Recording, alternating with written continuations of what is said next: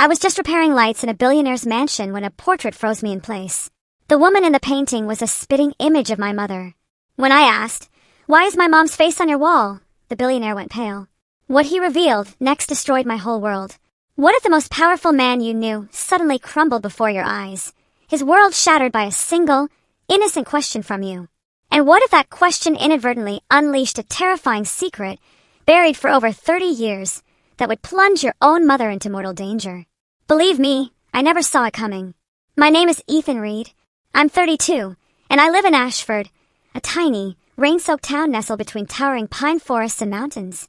My life used to be simple, almost comically so. I fix lights, but not your average office fluorescence. I specialize in high-end systems for galleries, museums, and multi-million-dollar mansions. It sounds fancy, but mostly it's just me, climbing ladders, tightening screws, and wiping dust off expensive bulbs. My daily routine was sacred: black coffee, fishing the river, reading old books by the fireplace. I never thought my world would collide with the truly rich until that morning. "Ethan, get to Thorne Estate. The gallery lighting is down. VIP client is losing his mind." My boss's voice crackled, then he hung up before I could even ask where the heck Thorne Estate was. Moments later, the address popped up on my phone. North of Seattle, a property almost as big as my entire town. I tossed my toolbox into my beat-up pickup, threw on my faded work jacket, and hit the highway. An hour-long drive. I figured it was just another huge house, a few pricey paintings, and some burnt-out bulbs. I was so wrong. The moment those wrought iron gates swung open, my jaw practically hit the floor. A white gravel drive snaked through towering red pines, flanked by marble statues and fountains that seemed to dance to unheard music. The mansion itself rose like some forgotten castle, gray stone walls, a copper-green tiled roof, windows stretching 3 stories high. I parked in the staff-only area, feeling like an ant that had wandered into a palace. An elderly butler, impeccably dressed, led me down an endless hallway. The air was thick with the scent of sandalwood and money. I tried not to gawk as we passed portraits. I recognized Monet, Picasso, names I'd only ever seen in books. Finally, the butler opened a door, pointed inside, and said, "Fix the lighting system." Good God! The room was immense, easily 5,400 square feet, with a 3-story high glass roof that poured in silver-white natural light. Pristine white walls, walnut floors so polished they mirrored everything. Paintings hung from nearly invisible cables, each lit by its own museum-grade rig. Tech I was proud to have installed in some smaller Portland galleries. But here, everything was dialed up to suffocating luxury. I swallowed hard, set down my toolbox, and found the hidden technical cabinet. Touchscreen controls, a DMX system I'd only dreamed of. I started my routine, bringing each lighting group online. Warm white light flooded a cobalt blue abstract, making the brushstrokes rise like ocean waves. Next group, then the next. Each painting came alive under my hands. I caught myself smiling. That familiar thrill of controlling light, making art breathe, it always got me. Then I activated the final group, the centerpiece. The largest painting in the room, easily 3 meters wide, hung dead center on the wall. When the lights came on, my heart slammed against my ribs. A woman's face appeared, not magazine-perfect beauty, but the kind that stops you cold. Deep, haunting eyes. A straight, high nose. A mouth curved with just a hint of arrogance. Long black hair cascaded down. Her gaze stared straight at the viewer, silently accusing. But it wasn't just her beauty that froze me. She looked like my mother. So much like her that a chill ran down my spine. I stepped closer, then closer still, until my nose was inches from the oil paint. The shape of the eyes, yes, the same slightly upturned single eyelids my mother had when she smiled. The curve of the mouth, exactly like when she used to tell me fairy tales. The high bridge of the nose, the way the nostrils flared, identical. Only this woman was much younger than my mom now, barely over 30. And her eyes? Cold, powerful, like a queen looking down on her subjects. I shook my head hard, cursing myself for being an idiot. How could it be? My mother had spent her entire life in Ashford, selling homemade bread and wild strawberry jam at the weekend market. She'd left Washington State maybe twice. This had to be a coincidence.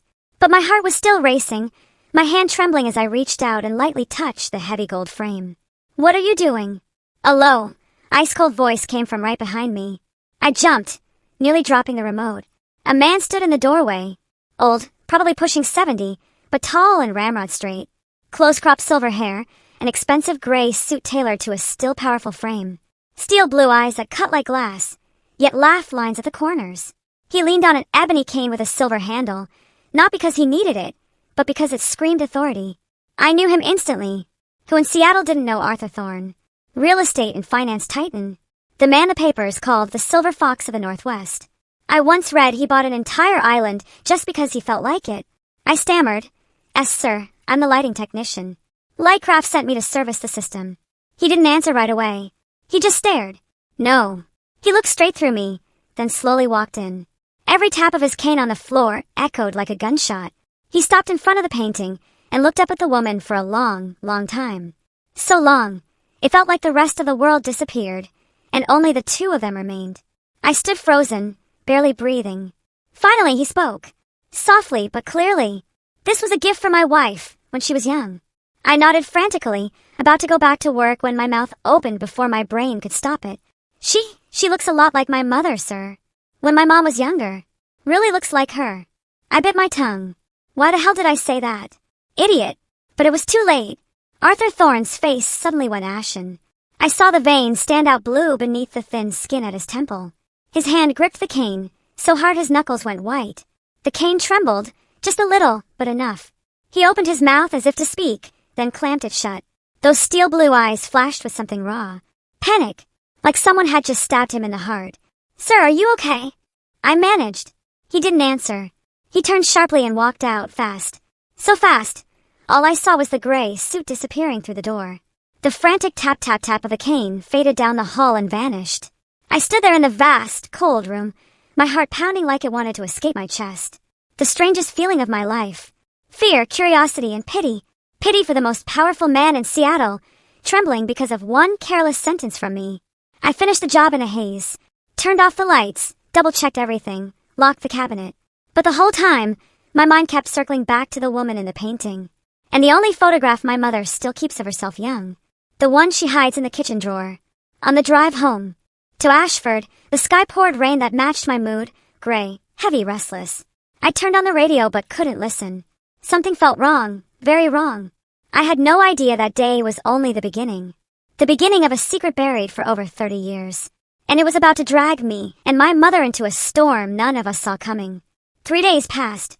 I worked like a zombie, fixing lights at a small gallery in Tacoma, replacing ballast at a museum in Olympia. But my mind kept circling back to the silver-haired man and that painting. I didn't dare tell my mother. She's always been sensitive. Whenever I asked about her past, she'd get terrible migraines. So from a young age, I learned to stay quiet. But this time, silence was torture. I dreamed the painting came alive.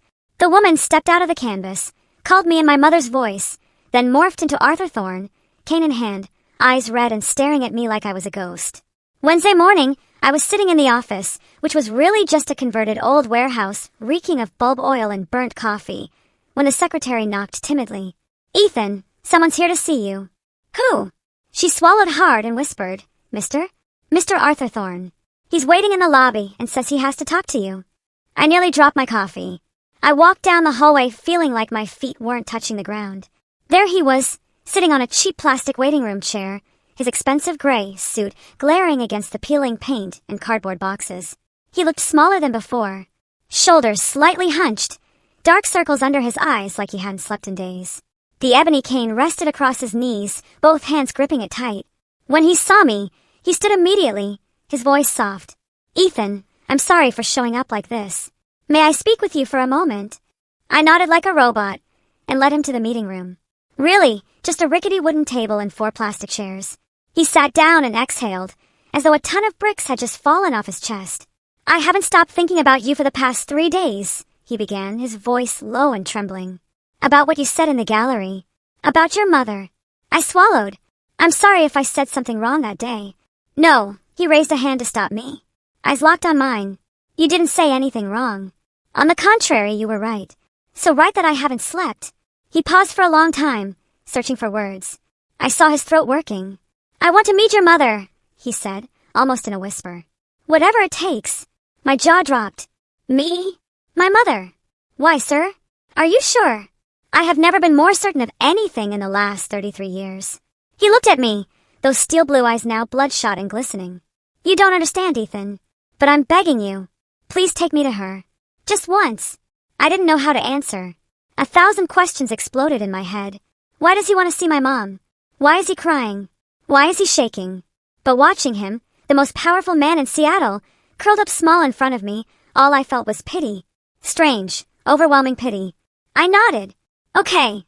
I'll take you. The drive from the office to Ashford had never felt so long. I drove my old pickup. Arthur Thorne sat in the passenger seat, a spot I never imagined a billionaire would occupy. He was silent the whole way, occasionally staring out the window, lips pressed tight. Rain kept falling, the wipers squeaking in rhythm with my heartbeat. My mother, Mara Reed, 53 years old, is the gentlest, quietest woman, living in our little wooden house by the river at the foot of the mountain. The place she and I have called home for over 30 years. Our house sits at the end of a red dirt road, right on the bank of the Nisqually River. 2 tiny stories, old shingles, a vegetable garden out front, and a chimney that always smells of baking apple pie. From the gate, I could already smell cinnamon drifting from the kitchen. The scent that told me Mom was baking the pies she sells at the weekend market. I took a deep breath and opened the truck door. Mom, I'm home. She stepped out of the kitchen, apron dusted with flour, hair in a bun, smiling. The same soft smile she always gives me. My boy's home. I just pulled apple pies out of the oven. They smell amazing. She stopped dead when she saw the man following me. He froze on the doorstep, as if turned to stone. His face went white, lips trembling, eyes wide, staring at my mother like he was seeing a ghost come back to life. Mom froze too, still holding the flour-covered wooden spoon. The air in the room turned to lead. He took one step forward, then another. The cane slipped from his hand and clattered to the floor unnoticed. His voice broke, raw in a way I'd never heard anyone speak. Ilara! Mom flinched. The spoon fell and shattered on the floor. She backed up a step, hand clutching her chest, eyes wide with confusion and fear. Sir, who are you? What did you just call me? My name is Mara. Mara Reed. You have the wrong person. But Arthur wasn't listening. He took another step, tears already streaming down his wrinkled cheeks. Ilara, is it really you? You're alive. Mom kept backing up until her back hit the kitchen table, her face rigid. I don't know what you're talking about, son. Who is this man? Before I could open my mouth, Arthur dropped to his knees. Literally. Both knees hitting the wooden floor, hands shaking as he reached out, but didn't dare touch her. Ilara, it's me, Arthur. Arthur Thorne. Don't you remember me? You disappeared. I looked for you for 33 years. Mom shook her head frantically, her voice rising in panic. I don't know you. I've never met you. What are you doing in my house? Ethan, who is he? I stood rooted between them, not knowing what to do. My heart was pounding, so hard I thought it would burst. Arthur kept trying, his voice shaking. Ilara, you vanished over 30 years ago. I searched everywhere. Don't you really remember? We were in love. We were going to get married. Mom's face went even paler, but not from memory flooding back. From genuine terror of a stranger who had just burst into her home, calling her by a strange name, saying insane things. She backed up until she hit the table, hands gripping a chair for support. I don't know what you're... Her voice cracked, almost a scream. I'd never heard my mother raise her voice, ever. Arthur froze, tears still falling. But this time, he didn't move closer. He bent down, picked up his cane, his voice broken. Mara, I'm sorry. I didn't mean to scare you. I thought. I stepped to Mom's side and put my arm around her. She was shaking like a leaf. I turned to Arthur, my voice firm. Sir, please go. My mom, she's not well. I'll take care of her. Arthur looked at my mother one last time, his eyes filled with pain and utter despair. Like a man who had just lost everything all over again. He nodded slowly, turned and walked out. His hunched back disappeared into the rain, his footsteps heavy, dragging a lifetime behind him. I shut the door and held my mother as she collapsed into a chair, hand over her heart, breathing hard. But her eyes were dry, only confusion and fear. Mom, are you okay? She shook her head, her voice tiny.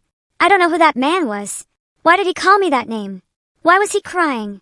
I couldn't answer. I just held her tighter, feeling her still trembling in my arms.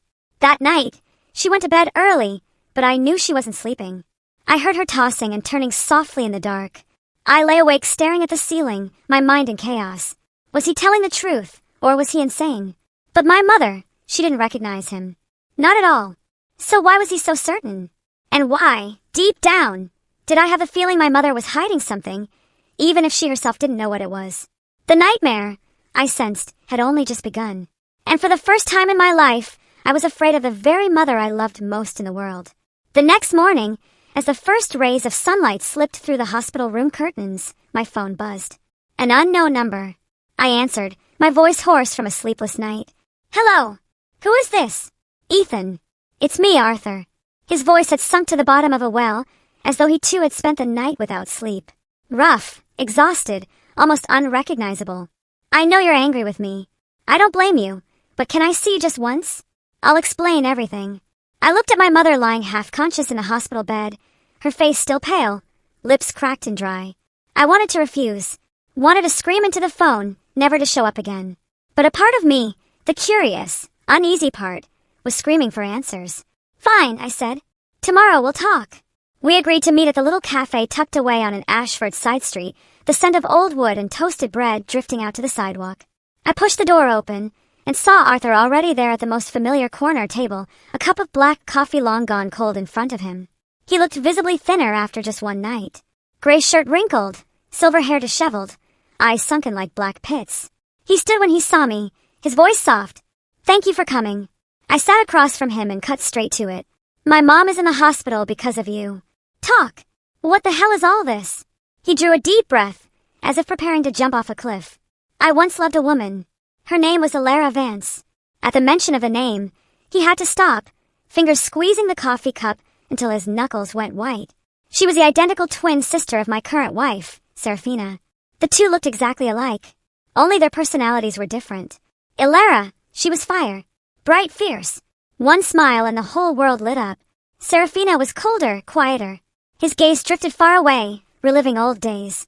I met Alara when I was 29, and she was 27. We fell madly in love. I was going to propose that fall. I had the ring, everything ready.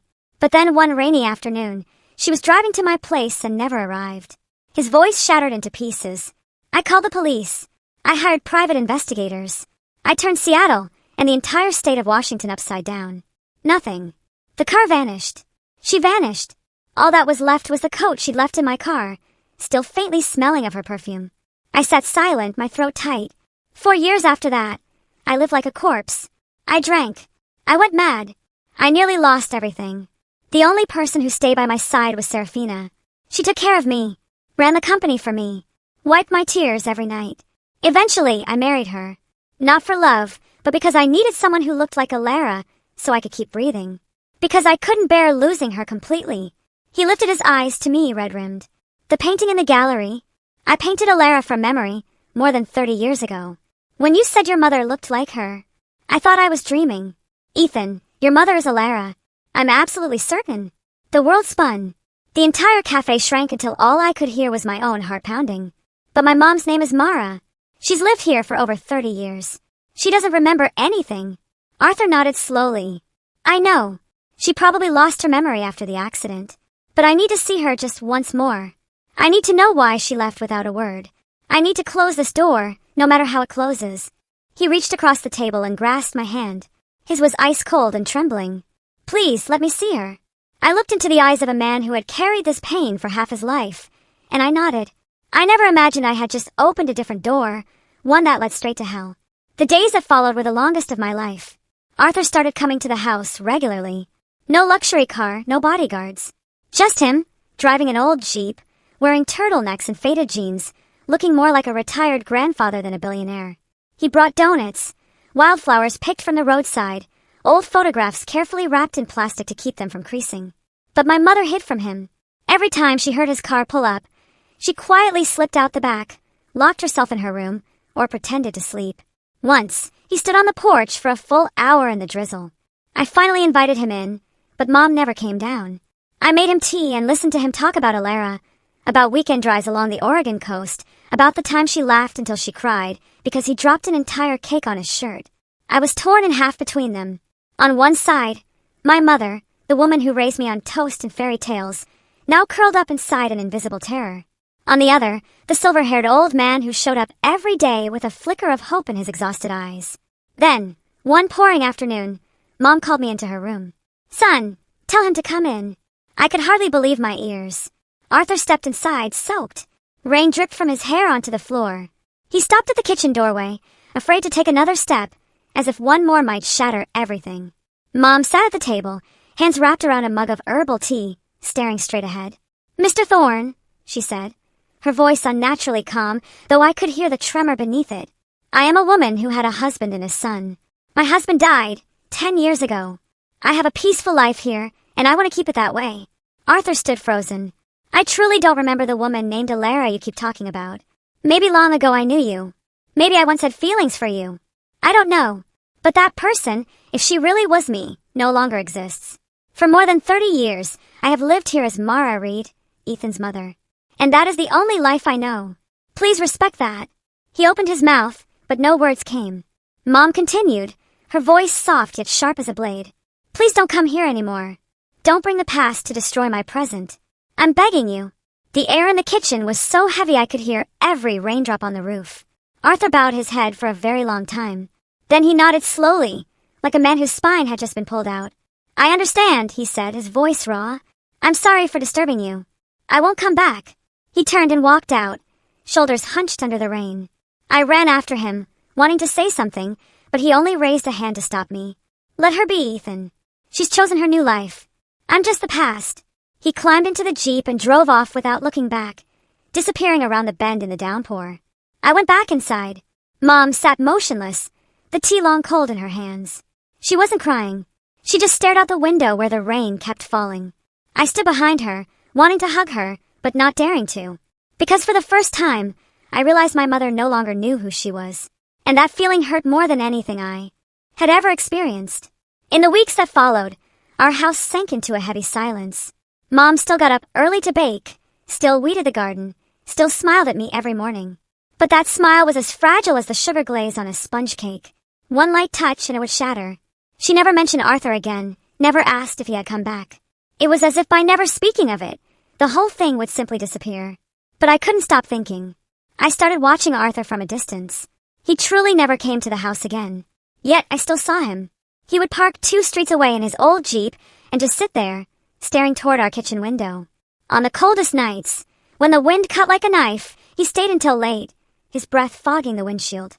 I watched from behind the curtains as he wiped the glass, looked again, wiped again. He never honked, never got out. He just sat like an old man, waiting for someone from a past life to return. I knew he wasn't lying. A man with his power had no reason to stage such a clumsy act. But my mother wasn't lying either. She had never lied to me, not once. So where was the truth? That question gnawed at me every day. I started remembering the tiny moments when as a child I'd asked, "Mom, where were you from before?" She would only smile, pat my head, then suddenly clutch her temples in pain. My father, Caleb, who died 10 years ago, would pull me outside and whisper, "Don't ask your mother about the past, son. It gives her terrible headaches." I was little, so I obeyed. Eventually, I stopped asking. Now, looking back, I wanted to slap myself for being so stupid. The unease grew until I couldn't sleep. I lay in bed listening to the Nisqually River rushing outside, the wind whistling through the cracks, and I knew I had to do something. I couldn't keep pretending everything was normal. I started investigating alone. First, old Mrs. Albright at the general store. She's so old she needs a cane, but her memory is sharp as ever. "Oh, your mother wasn't from around here," she said, chewing gum, squinting at me. I remember it clear as day. One stormy night, your dad carried a soaking wet woman up from the riverbank, covered in blood. He was shouting for help. I was young then, ran out to see. Lord, she was beautiful, like an angel fallen to earth, but her face was bruised. Her head split open. I swallowed hard. Then what? Your dad took her to the old clinic. A few days later, she woke up, but she didn't remember anything. No name, no home, no one came looking. Your dad brought her food every day. Then somehow, they fell in love, got married, and you were the result of that rainy night. I thanked her, my heart pounding, and ran straight to old Sheriff Miller, the former town sheriff. Miller sat in his creaky armchair, taking a long drag on his pipe. "Yeah, I remember. The file's still there. It was my first case as a rookie. I wrote the report myself. Unidentified woman, no ID, no fingerprints in the system, no missing person report that matched. We called her Jane Doe for a while, but the doctor said she needed a real name for the paperwork. Your dad suggested Mara. Said it sounded like the river flowing, and that's how she became Mara Reed." He looked at me through cloudy eyes. "Want to see the file? It's still at the old clinic. Nurse Jenkins keeps it." I bolted out of his house like the devil was chasing me. The old clinic is now just a leaning, one-story wooden building, the white lettering on the sign half peeled away. Nurse Jenkins, the retired nurse who still volunteers to watch the place, opened the door with a warm, wrinkled smile. "Ethan, haven't seen you in ages. Come in, it's cold." I gave her the short version. She listened, nodded, then without a word led me down to the basement. The smell of old paper, antiseptic, and mildew hit me hard. She shone her phone flashlight over towering stacks of files, looking for 1991. 1992, here we go. She pulled out a thick, yellowed cardboard folder tied with red string. Handwritten on the cover in faded ink, emergency case. Female. Approximately 28 to 32 years old. Identity unknown. October 14th, 1991. My hand shook as I opened it. First page, the old sheriff's report. Female found unconscious at 2:13 a.m. on the Nisqually riverbank near the old wooden bridge. Multiple traumatic injuries. Signs of fall from height or motor vehicle accident. No identification. No matching missing person reports. Next page, doctor's notes. Multiple contusions to head, torso, limbs. 3 fractured ribs. Severe traumatic brain injury. Evidence of prolonged oxygen deprivation. Suspected near drowning. Prognosis poor. I turned the pages, paper rustling loudly in the silence. Entry from the 7th day after the accident. Patient regained consciousness. Responsive to light and sound. However, complete long-term amnesia. No recollection of name, origin, or personal history. Strong emotional reaction to certain proper names, especially those containing June. Recommend long-term psychological monitoring. The final page was a small sheet in my father's familiar, slanted handwriting. I recognized it instantly. I request to take responsibility for the care and support of the patient. New name, Mara Reed. Reason, no known family. Below it, my father's signature next to the doctor's and the sheriff's. I sank to the basement floor, the folder falling with a thud. Nurse Jenkins rested a hand on my shoulder, her voice soft. "Your dad was the best man I ever knew, Ethan. He saved your mother from death and gave her a whole new life. Don't blame anyone." I couldn't cry. My throat just locked tight, as if someone were squeezing it. I took the old folder home and hid it under my bed. That night, I didn't sleep. I sat by the window, staring at the river, watching the black water rush under the moon. More than 30 years ago, my mother, or Alara, had washed up here, nameless, memoryless, nearly dead. My father saved her, gave her a new name, loved her, gave her a son. And Arthur Thorne had been searching for her for 33 years straight. 2 men, 2 lives, 1 woman. And I was standing right on the fault line of a truth, buried so deep I was terrified I might fall in. I clutched the yellowed folder, my heart heavy, as if someone had poured lead into my chest. Everything Arthur said was true. But my mother's real past was murky, pitch black, and far more terrifying than any nightmare I'd ever had. I hid the file at the very bottom of my closet, too scared to let Mom see it. Every night I lay listening to her tossing and turning in the next room, soft sighs slipping through the cracks like wind through a window. I wanted to ask her, wanted to shout that I knew everything now. But every time I opened my mouth, only meaningless words came out. "Mom, eat a little more. It's getting cold, Mom." I was terrified that if I pushed too hard, she would shatter. Then one Saturday afternoon, the phone rang. It was Arthur. His voice was soft, almost shy. "Ethan, I'm having a small gathering at the house this weekend. Just a few old friends, nothing loud. I'd like to invite you and your mother. I want to apologize to her properly, in front of everyone, so she knows I mean no harm."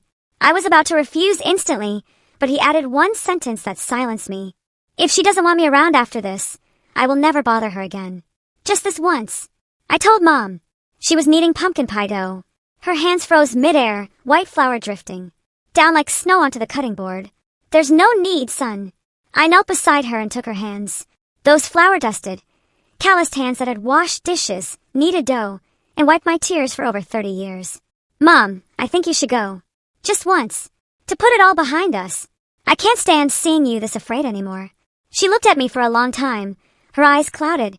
Then she nodded, her voice barely audible. "All right. For you I'll go." The day came faster than I expected. I drove Mom up to Thorne Estate.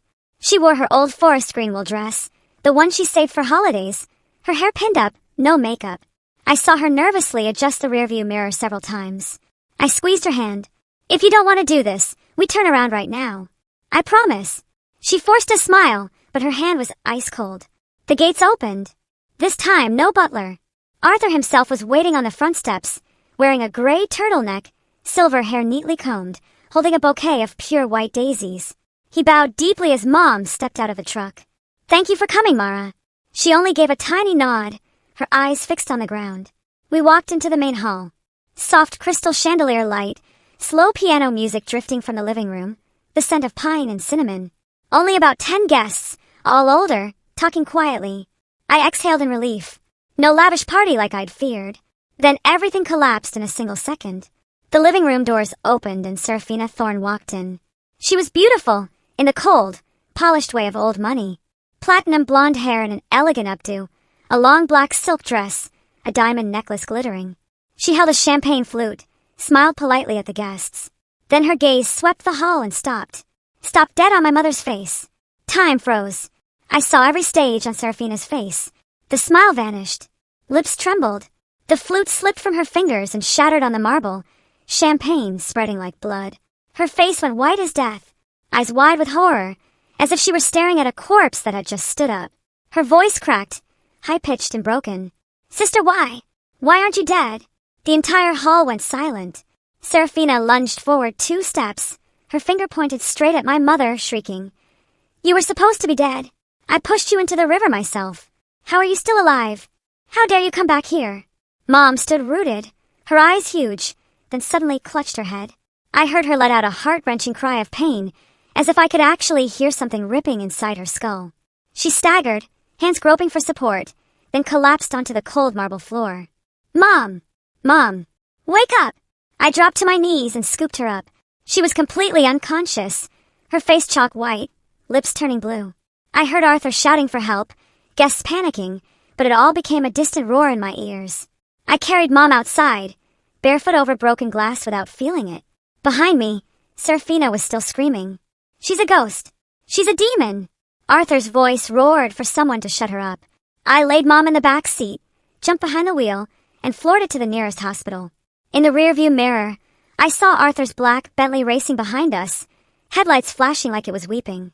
Northgate Private Hospital. I carried Mom into the ER, yelling for doctors. Arthur ran in after me, his face drained of blood, frantically asking nurses questions. They wheeled her away, leaving us sitting in stunned silence on the plastic chairs in the hallway. An hour later, the doctor came out. Not life-threatening, but an extremely severe psychological shock. She needs complete rest. Avoid all strong triggers. I nodded, my throat too tight to speak. When I entered the room, Mom was sitting by the window, fluorescent light falling on her deathly pale face. She stared out at the drizzling rain, eyes sunken, unblinking. I whispered, "Mom, you're awake." She turned, but those weren't my mother's eyes anymore. Empty, distant, like a soul had left the body. Arthur stepped in behind me, his voice trembling. Mara, I'm so sorry. I never imagined Serafina would. I didn't know." Mom looked at him. Just looked. No anger, no fear, only cold, faraway emptiness, as if she were gazing at a stranger from another life. He bowed his head and backed out. The days that followed were hell. Mom came home, but she was no longer herself. She spoke little, smiled less, often sat for hours by the window, staring at the river, clutching Dad's old wool scarf. Some evenings I came home and found her whispering to the empty air, "Ilara? Who is Ilara?" Then falling silent the moment she saw me. I asked. She only shook her head with a forced smile. "I'm fine. Don't worry." But I knew she was lying. And I knew that deep inside her mind, a door had just been kicked open. And the darkness was pouring out, swallowing her piece by piece. At night, I lay in bed listening to her slow, steady footsteps, pacing the house like a sleepwalker. I was too terrified to sleep, clutching the old file under my pillow, asking myself, does the truth really set us free? Or does it only drag us all deeper into the abyss? In the days following the party at Thorne Estate, my mother became a ghost inside her own home. She still cooked, still did laundry, but every movement was slow, lifeless. Some nights, I woke to the sound of muffled crying. I crept down the hallway and found her curled up on the kitchen floor, clutching her head, murmuring strange names. "Ilara! Serafina, don't!" Then, falling silent the moment I turned on the light, I hugged her. She went stiff in my arms, then gently pushed me away. "I'm fine, son. Go back to sleep." I couldn't sleep anymore. A suffocating dread clung to me like a black shadow. I started noticing everything. Strange cars driving slowly past the house. A silhouette flashing past the window at midnight. Dogs barking furiously down the street. I installed motion sensor lights in the yard. Checked the locks 3 times before bed and kept my phone fully charged on the nightstand. But I never expected it to come so fast. Tuesday morning. Pouring rain. I was driving on the highway towards Seattle for work. The radio playing a sad old song. Suddenly, my chest seized as if someone had grabbed my heart and squeezed. The feeling was so strong I had to pull over, gasping for air. I couldn't explain it. I just knew I had to go home.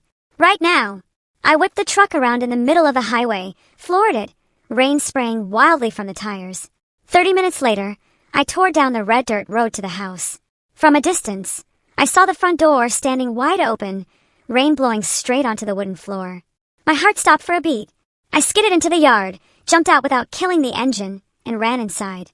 The sound of breaking dishes, gasping breaths, a struggle. I froze in the kitchen doorway. A tall man in a black raincoat, his face completely covered, was kneeling on top of my mother. His gloved hands were pulling a plastic zip tied tight around her throat. Mom was thrashing, weakly, her nails clawing at the air, her face purple, eyes rolling back. I didn't think. I roared like an animal and charged. My shoulders slammed into his back. We both crashed to the floor. He was heavier than I expected, muscles bulging under the raincoat. I punched, scratched, bit, anything I had. He spun. His fist caught my temple and made the world spin, but I didn't let go. I grabbed his hair and slammed his head into the floor, again and again. Let go of my mother! Furniture flew. Chairs overturned. Vases shattered. The dining table flipped. The air stank of blood. Mom coughed and wheezed, crawling away, her hands clutching her throat. The masked man realized he was losing. He shoved me hard. My back slammed into the cabinets, pain exploding through me. He vaulted through the kitchen window, glass exploding outward, raced across the yard, and leapt into a waiting black SUV.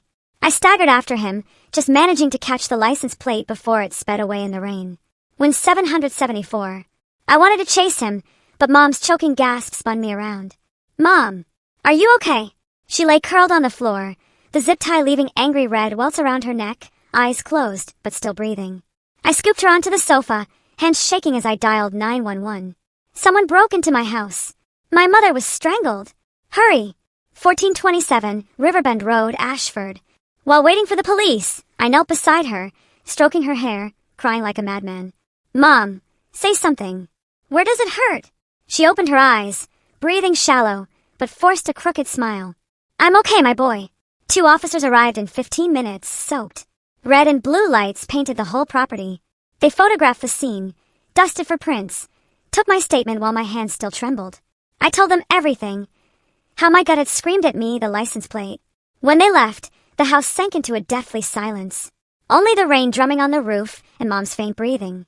She sat on the old sofa, staring at the blood-smeared, glass-strewn floor for a long, long time. Then she lifted her head and looked at me.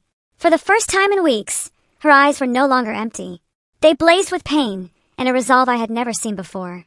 Ethan, sit down. I have to tell you the truth. I knelt beside her and took her hands. She drew a deep, shuddering breath and began, her voice trembling but clear, as if tearing 30-year-old memories out of her skull piece by piece. I was a Laravance. I fell in love with Arthur at first sight. We were going to get married, but Serafina, my identical twin sister, was obsessed with him. She was insanely jealous. She made up lies, accused me of cheating, made Arthur doubt me. The day I drove to meet him to clear everything up, Serafina followed me. She cut me off on the bridge. We fought horribly. She stormed off first, but then came back and ran the back of my car. I went over the railing into the river. I thought I was dead. She stopped, tears rolling down her cheeks. When I woke up, I remembered nothing. Your father, Caleb, saved me. Gave me a new name. Cared for me. Loved me. Gave me a new life. I didn't want to remember the past because I was terrified. If I did, I would lose everything I had now. I had you. A family. Happiness. I thought Serafina would never find me. She looked at me, her eyes red. But that day at Thorn Estate, when I heard Serafina scream, everything came flooding back. I remembered it all. I was afraid to speak because I didn't want to destroy this life. Didn't want you in danger. But now I almost died. I can't stay silent anymore. Serafina is behind this attack. I'm certain of it. Rage boiled in my veins. I shot to my feet and roared, "I'm calling the police right now. She's going to pay." Mom gripped my hand hard, her voice firm. "No. We have no proof. And my sister, she's rich, powerful. She'll deny everything. You'll be in danger.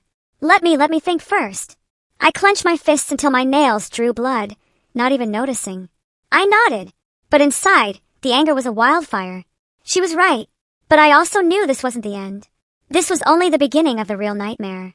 After that night, I never left my mother alone again. I took indefinite leave from work, installed cameras everywhere, and slept with a folding knife under my pillow. Mom, on the contrary, grew calmer in a way that terrified me. She no longer sat staring blankly out the window. She cleaned the house, cooked old familiar dishes, even smiled at me. But that smile was cold, like someone who had decided to walk straight into fire. 3 days after the attack, I knelt in front of her. "Mom, we can't keep hiding. Next time, it won't just be one masked man. Serafina won't stop. We have to tell Arthur.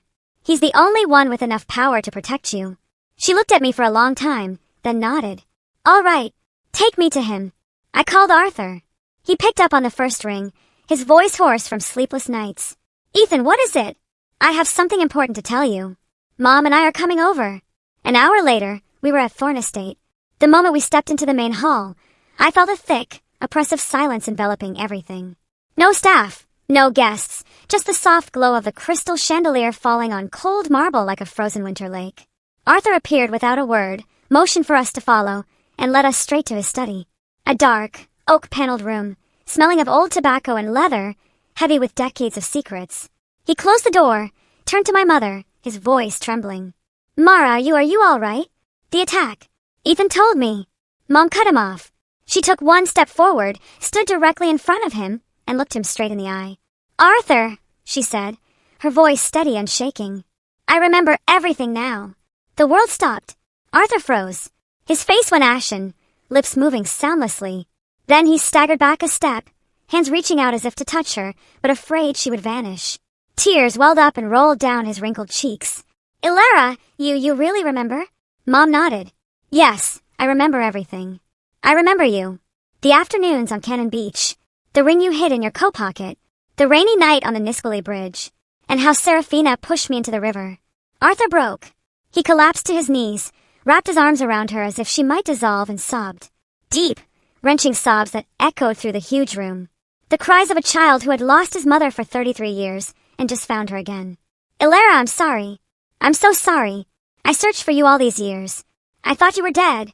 Mom stroked his hair gently, but her eyes stayed dry. She let him cry for a long time, then softly pushed him away, her voice still calm. "Arthur, listen to me. 3 days ago, Serafina hired someone to kill me. The second time." Arthur's face changed instantly. He rose, his eyes blazing with a fury I had never seen in a 70-year-old man. "Son, show him the license plate." I held up my phone. Photo of WYN 774. Arthur stared, his knuckles turning white as he gripped the phone. His voice dropped to ice. "Fine. Leave the rest to me." Within 24 hours, Thorn Estate became a war room. Private security, lawyers, investigators, financial experts, ex-FBI, everyone mobilized. Screens glowed. Printers whirred. Phones rang nonstop. Mom and I sat and watched them peel back Serafina's layers like an onion. They traced WYN 774 to a shell company registered in Delaware. Dig deeper. The sole beneficiary, Serafina Thorn. Bank records showed 3 transfers of $150,000 each to the driver sent days before the attack. Traffic cameras, the black SUV circling our house for 10 straight days. Then they dug into the past. They found Mom's old green Volvo in an Ashford evidence impound. Still there, rusted, dusty, clear rear end damage. Metallic green paint chips cross-referenced with Serafina's 1991 insurance file. Her Mercedes had a full front-end rebuild a week after the accident, listed as minor collision. Everything matched perfectly. Arthur sat in front of the screens, his hands shaking as he held the documents. He said nothing for a long time. Then, in a broken whisper, "I slept next to a murderer for 33 years. The confrontation happened exactly 4 days later, in the same grand living room where Serafina had once screamed, "Why aren't you Dad?" Serafina walked in wearing a crimson dress, lips blood red, smirking when she saw my mother. "Oh, dear sister is back. What act are you putting on this time?" Mom stood tall, her voice like ice. "Serafina, Why? 2 attempts to murder your own twin sister just for a man. Do you even know what it means to be human? Serafina laughed. A shrill, piercing laugh. Human? You're the venomous snake. You stole Arthur from me. I was the one he loved first. You barged in you. Arthur stood. He walked over and slapped her hard across the face. The sharp crack silenced the entire room. Then he threw the stack of evidence at her feet. License plate, transfers, car records, old crime scene photos, everything. Serafina bent down, her hands shaking as she flipped through the pages. Her face went from red to white to green. No, impossible. Where did you get? Arthur roared. You killed Alara twice. You lived in my house, slept beside me, smiled at me while you pushed your own sister off a bridge, and hired a thug to strangle her. I was blind for 33 years. Serafina collapsed, clutching his legs, sobbing and begging. I loved you. I just wanted you to be mine. She deserved to die. She came back to steal you again. Just then, the doors burst open. 6 federal agents marched in, followed by lawyers and a prosecutor. Serafina Thorne, you're under arrest for first-degree attempted murder, conspiracy to commit murder, and financial fraud. The handcuffs clicked. Serafina screamed, thrashing, her hair wild, makeup running. She turned one last time, her eyes bloodshot, glaring at my mother. You witch! I curse you! You took everything from me. Arthur turned away, refusing to look. The doors closed. The screaming faded, then stopped. The room fell silent. Arthur sank into an armchair, his hands covering his face, shoulders shaking. Mom walked over and placed a hand on his shoulder. I stood behind her, my hand on hers. Outside the window, the rain had stopped. A weak ray of sunlight broke through the clouds, falling across the floor, right where Serafina had just knelt. The truth, though late and soaked in blood, had finally won. But that victory didn't bring instant laughter. It only brought silence. Heavy, wounded silence that hadn't yet healed. The trial lasted 6 straight weeks, turning the Seattle Federal Courthouse into a media circus. Every morning, I drove Mom there. We had to push through a forest of lenses, reporters shouting her name like she was a movie star. Mrs. Vance, will you forgive your sister? Mr. Thorne, do you regret marrying a murderer? I held Mom's hand tight, shielding her with my body while Arthur followed behind, his face stone cold, not answering a single question. Inside the courtroom, the air was even thicker. Serafina sat in the defendant's chair, still trying to keep her initial haughtiness. Hair in a high bun, elegant black dress, blood-red lipstick. But by the 3rd day, the mask began to crack. Arthur's lawyer, a tall, thin man with a voice sharp as a blade, presented the evidence one by one. Bank transfers, the license plate from the attack, the 1991 insurance file, and the green Volvo pulled from the Nisqually River, still bearing the clear rear-end dent and flecks of metallic green paint. At first, Serafina sneered, calling it all fabrication and slander. But when photos of her Mercedes after its full front-end rebuild appeared on the giant screen, she started shaking. When the witness, her former bodyguard Dean, took the stand and testified that Serafina herself had paid him to take care of the woman in Ashford, she leapt to her feet and shrieked, "Traitor! I paid you to kill her, not to sell me out." The courtroom erupted in gasps. The judge pounded the gavel. I sat there, my face white, my nails digging into the armrest until they drew blood. Mom testified in week 4. She walked to the stand in her old forest green wool dress, her hair in a low bun, no makeup. She recounted the rainy night on the bridge, her voice calm, clear, never once looking at Serafina. When she said, "I heard my own sister laughing as my car went into the water," the entire room fell dead silent. I saw Serafina's head drop, shoulders trembling. I couldn't tell if it was crying or rage. Sentencing day came on a freezing November morning. The judge, an older woman with stern eyes, read the verdict without emotion. Serafina Thorne, conspiracy to commit murder in the 2nd degree, and related charges. Sentence, 28 years imprisonment. No possibility of parole. The gavel fell like thunder. Serafina jumped up one last time, screaming like a madwoman. "I'm not guilty. She stole everything from me." 2 officers forced her down, cuffed her, and dragged her away. She turned one final time, her eyes burning with hatred and fear toward my mother. I hugged Mom. She didn't cry. She only whispered, "It's over, son." After the trial, Arthur moved fast and decisively. He filed for divorce that same week. He revoked every asset ever transferred to Serafina, houses, shares, trusts, everything redirected to a new charity foundation named after Alara Vance. He held an outdoor press conference. No microphones, no theatrics. He simply stood in front of hundreds of cameras, bowed deeply, and said, "I was blind for 33 years. I let the woman I loved suffer and kept a murderer by my side. I am sorry to Alara, to Mara, and to everyone hurt by my stupidity." He answered no questions. He just turned and walked away. A month later, he sold Thorn Estate. He bought a tiny wooden house, one dirt road away from ours, right by the river. Old shingles, mossy roof, wild vegetable garden, rotting fence. He fixed it himself, hammering nails, painting walls, planting young pine trees. I'd come home and find him in an old t-shirt and muddy jeans, his hands scratched and bleeding. But his eyes were bright every time he finished something small. He started coming by our house every day. No fancy clothes, no expensive gifts, just a simple lunchbox or a warm bag of pastries from the town bakery. He fixed Mom's fence, changed burnt-out bulbs, chopped winter firewood. Some evenings I'd come home and find him on his knees in the garden, his hands caked in dirt, planting more white daisies, the flowers Mom loved when she was young. At first, Mom kept her distance. Polite thanks. Then the door closed. But gradually, she left the door open. Let him sit at the kitchen table, drink the herbal tea she brewed. Let him talk about the old days, his voice rough with emotion. He asked for nothing. He just stayed close, quietly, as if saying, "This time, I'm not going anywhere." Then one late autumn evening, the air crisp, pine needles covering the yard, we sat in our little kitchen. The old familiar smell of baking apple pie and crackling firewood in the stove. Arthur had brought a bottle of red wine from his old cellar, but none of us touched it. We just sat drinking tea, listening to the river outside. Mom looked at him for a long, long time. Then she set her cup down, her hands trembling. "Arthur, there's something I've never told anyone. Not even Ethan." He looked up, his eyes worried. "Tell me. I'm listening." Mom took a deep, shaky breath. "That year, when the accident happened, I was pregnant. Almost 3 months. Time stopped. Arthur froze. His face went white, fingers clenching until the knuckles were bloodless.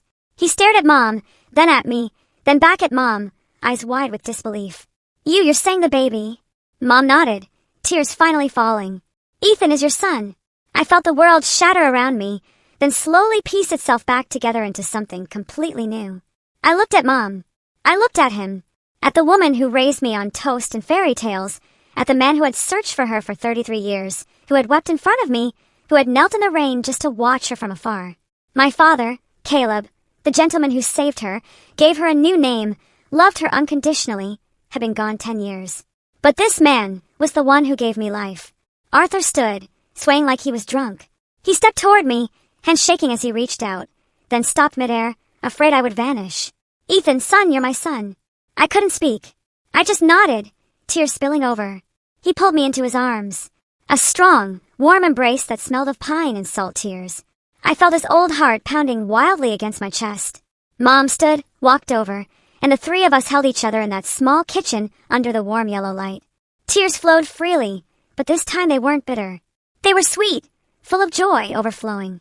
Outside, the autumn wind blew gently, carrying the scent of pine and river water. After 33 years of darkness, we had finally found the light. A year passed like the blink of an eye. My mother, Mara Reed, or Alara Vance, depending on which memory called her more strongly, recovered like an ancient tree struck by lightning, yet stubbornly turning green again. Her memories returned little by little. The smell of coffee Arthur used to brew when they were young, the bright laughter of 15-year-old Serafina, and the husky singing voice of my late father, Caleb, the man who had passed away as he sat by the fireplace lulling me to sleep. The headaches vanished completely. She laughed more, slept better, and for the first time in many years, she could look straight into the mirror without seeing a stranger. I was different. I was no longer just learning to live with myself. I started working at Thorn Global Holdings, but not in some fancy Seattle office. Arthur gave me a small project, converting the lighting systems for the entire chain of art museums he sponsored. The job took me all over the Northwest, climbing ladders, measuring lux, calculating light angles. Exactly my specialty. He didn't play favorites or interfere. When he handed me the contract, he said only one thing. "Do it well and you stay. Do it poorly and you're out. I don't raise my son on handouts." I grinned, signed, and threw myself into it like a madman. 6 months later, the project finished 2 weeks early and 30% under budget. He just nodded, clapped me on the shoulder. "Good work, son. Now come home for dinner." Arthur changed the most. He sold nearly all his money. The little wooden house next to ours, is now properly fixed up. White paint, red tile roof, neat vegetable rows, brand new pine fence. He cooks for himself, does his own laundry, drives his old Jeep to the market at 5 in the morning. He stops by our house every single day without fail. Some days, he brings his toolbox and quietly fixes the squeaky window Mom has complained about forever. Some days he sits in the kitchen, helping her knead bread dough, his hands covered in flour, grinning like a kid. Some days he takes me fishing at the old bend in the river, just the two of us, saying little, listening to the water and the birds. His love for Mom is no longer the wild flame of youth. It's more like the Nisqually River outside, deep, slow, and never running dry. He doesn't ask her to call him darling like before. Doesn't ask her to wear the green dress from long ago. He just wants to be near. To see her smile, to see her healthy, to see her alive. Mom knows. She is grateful, deeply grateful. She brews him herbal tea, listens to his stories from the old days, even knitted him a charcoal gray scarf with her own hands once. But she always keeps a small distance, like a thin glass wall everyone can see, but no one dares to break. I asked her once, on Christmas night that year, after he had gone home, and it was just the two of us by the fireplace. Mom, do you still love him? She looked at me for a long time, firelight painting golden streaks across her face. Yes, son, very much. But I also loved your father, Caleb. The man who pulled me from the river, dried my hair, taught me how to live again when I didn't even know who I was. Those two loves don't cancel each other out, but I can't betray the man who's gone. I can only give Arthur friendship, care, and family. Half my heart will always belong to the husband who saved me twice. Once from death, once from loneliness. I hugged her. She hugged me back, tighter than ever. Arthur understands. He never asks for more. Once I saw him standing in the garden watching Mom pick apples, his eyes shining but his mouth smiling. Later he whispered to me, all I need is to see your mother healthy and happy. Whatever years I have left, I'll spend making up for the past. Even if all I can do is stay close. I have never seen such patience. I changed, too. I'm no longer just Ethan Reed, the quiet guy from a small town. I learned to call him Dad naturally, to listen to his business stories without getting bored, to say proudly to colleagues, my father is Arthur Thorne. I still fix lights, still love the smell of bulb oil and old wood. But now I have a father to share things with, to ask advice from, to lean on when I'm tired. Some evenings I come home, and the three of us sit around the table. Mom's old beef stew.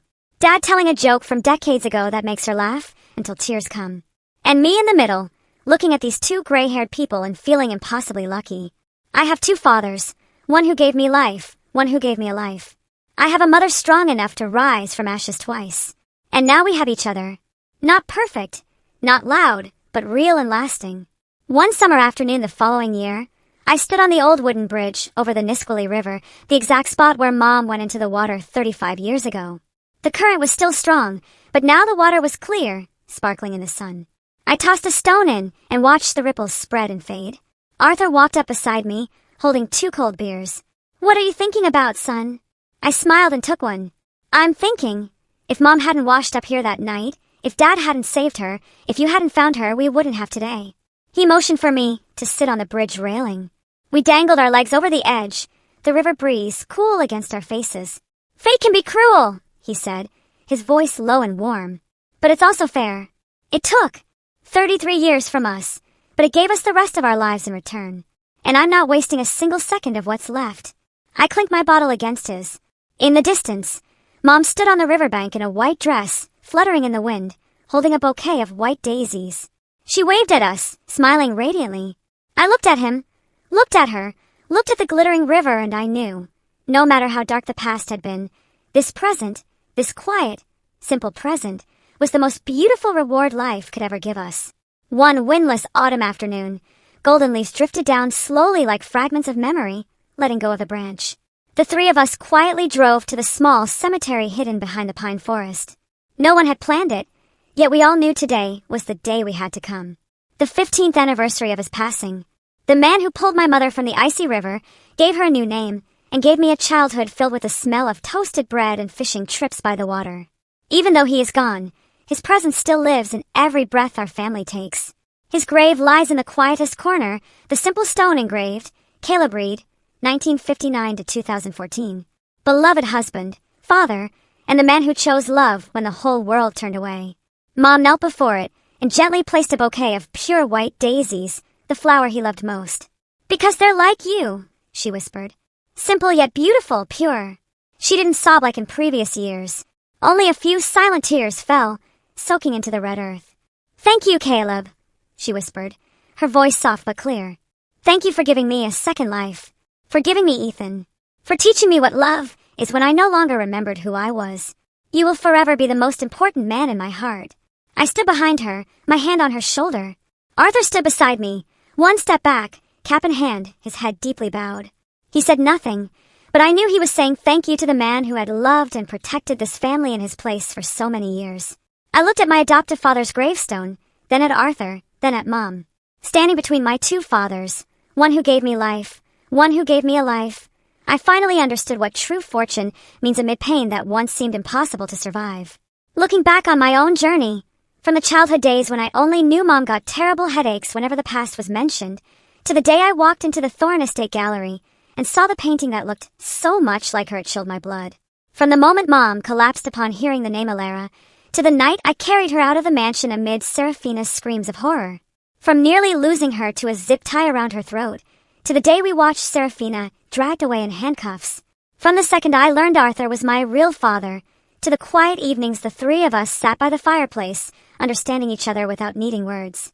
I once thought those losses were the end. Now I know they were only sharp turns, leading me to a different road. One of truth, forgiveness, and a love I never dared dream of. I realized Arthur's patience wasn't just love for Mom. It was silent atonement. A belated apology he thought he would never get to give. Cruel fate stole 33 years from him, but in its mercy, gave him the rest of his life to make amends. I learned that memory is a vital part of being human. But losing memory doesn't mean losing the value of life. Mom lived beautifully and fully for 33 years without a past. With love, kindness, warm loaves of bread, and bedtime hugs, she proved that a person can start over from zero and still build a warm family. I learned that silence can sometimes be the greatest form of sacrifice. Like the way Mom preserved her memory of Caleb, refusing to let returning old love overshadow the love that saved her from death. She chose to honor the man who was gone, even though her heart still fluttered when Arthur brewed coffee exactly the way she liked it decades ago. I understood that family isn't only blood. Family is who stays when the storm hits, who never lets go even when the world collapses. Caleb Reed saved my mother, gave her a new name, raised me for the first 19 years of my life. He didn't give me life, but he was my father in the most beautiful sense of the word. And Arthur Thorne, my biological father, who had to learn fatherhood from scratch with patience, humility, and the love of a man who once lost everything. Between the two of them, I am the luckiest person alive. I realize that truth, no matter how late it arrives, has a healing power no empty words can match. It hurts. It rips open old wounds. But it is also what stitches broken lives back into a complete picture. From my own life, I drew one simple yet profound lesson. No wound is meaningless. Every cut, every pain, every sleepless night leads us to a stronger, kinder, more grateful version of ourselves. If you are facing your own darkness, I only want to say one small thing. Don't run so fast trying to escape it. Keep one small light with you. Maybe patience. Maybe kindness. Maybe just one person you can trust. That light won't chase the darkness away instantly, but it will guide you through step by step until you see the light at the end of the tunnel. Forgiveness isn't about erasing someone else's guilt. Forgiveness is about freeing yourself from the invisible chains that have held you too long. And finally, I believe that loving the right person in the right way, no matter how late it comes, is always worth the wait. The way Mom waited 33 years to hear her real name spoken again. The way Arthur waited a lifetime to hold me once. The way Caleb waited for Mom on that riverbank like fate itself, on a rainy night no one could have foreseen. If love is real, it will always find its way home. I stood up from Caleb's grave, wiped my tears, and looked at Mom and Arthur holding hands in silence, saying nothing. A gentle autumn breeze carried the scent of damp earth and fallen leaves. I smiled. This isn't a fairy tale happy ending. This is a real one. Quiet, simple, and beautiful enough to move the soul. And for me, that is more than enough. What about you?